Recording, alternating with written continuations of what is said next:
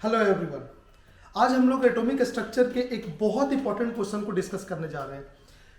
वो question IT advance में आया था और ये डिस्कशन मैं इसलिए नहीं कर रहा कि वो क्वेश्चन आईटी एडवांस का है, मैं इसलिए डिस्कस कर रहा हूँ उस क्वेश्चन को फ्रेम करने में जो कॉन्सेप्ट इस्तेमाल हुआ था वो बहुत ही शानदार था। और सबसे बड़ी खास बात थी वो एनसीईआरटी के लाइन को इस्तेमाल करके क्वेश्चन बनाया गया था।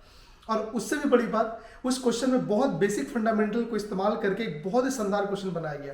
तो हम देखते हैं वो क्वेश्चन कौन सा है और कहीं ना कहीं आपने उस क्वेश्चन को देखा होगा। और दूसरी बात, जब मैं कोचिंग में पढ़ाता था तो कई बच्चे उसका सॉल्यूशन देखते थे और उसके बावजूद उन्हें समझ में नहीं आता था जब ये क्वेश्चन आया था उसके इमीडिएट बाद। तो देखते हैं इस क्वेश्चन को। क्वेश्चन कौन सा था? Not considering the electronic spin the degeneracy of the second excited state n equal to 3 of hydrogen atom is 9। पहले इंफॉर्मेशन दिया गया है कि इलेक्ट्रॉनिक स्पिन के को कंसिडर नहीं करना है। Degeneracy of second excited state of hydrogen atom is 9. Then while the degeneracy of the second excited state of H minus ion is, तो हमें इंफॉर्मेशन क्या दिया गया है? H एटम के बारे में।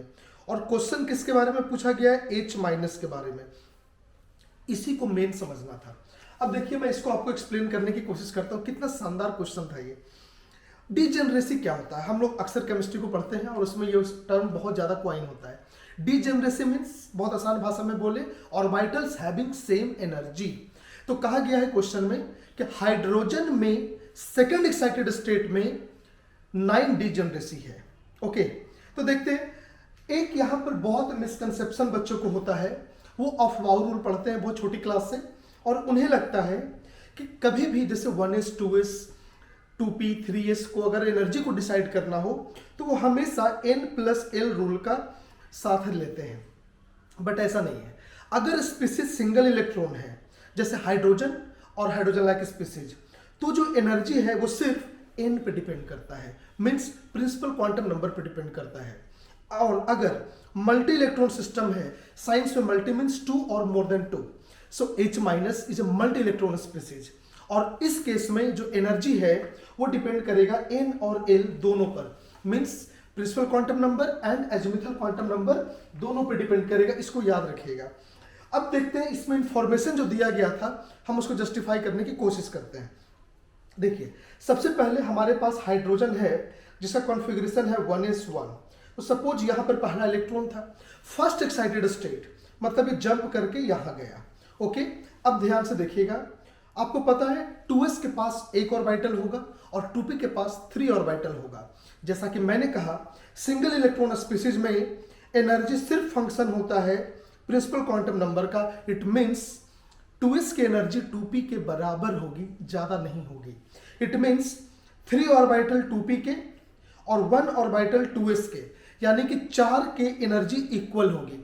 अगर ये क्वेश्चन होता कि फर्स्ट एक्साइटेड स्टेट में डिजेनरेसी कितनी है तो 4। अब यही जब सेकंड एक्साइटेड स्टेट होगा, this is second excited state, this is first excited state, तो इलेक्ट्रॉन यहां गया।